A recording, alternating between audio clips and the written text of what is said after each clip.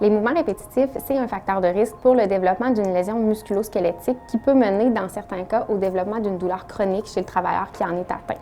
De plus, ce n'est pas toujours évident, lors d'un retour progressif, d'identifier quelles tâches vont être les plus problématiques pour le travailleur qui reprend son travail après un arrêt.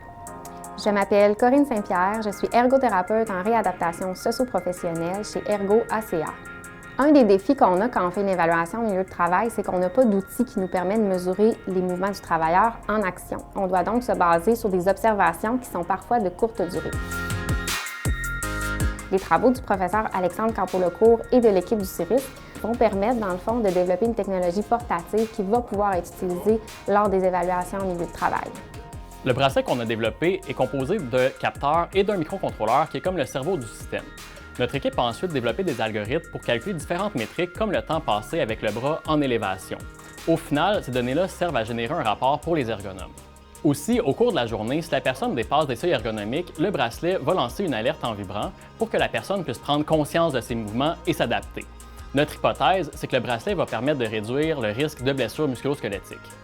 Ce qui m'incite à travailler sur les enjeux de difficulté motrice, c'est que même avec les grandes avancées en robotique et intelligence artificielle, il y a encore des enfants qui vivent avec des défis au quotidien de coordination motrice ou des personnes qui doivent mettre leur vie sur pause en raison de blessures musculo-squelettiques au travail. Mais en travaillant ensemble avec les gens en ingénierie, en réadaptation, le milieu clinique et les usagers, on peut trouver des solutions technologiques qui répondent à des besoins concrets et qui font une réelle différence dans la vie des gens.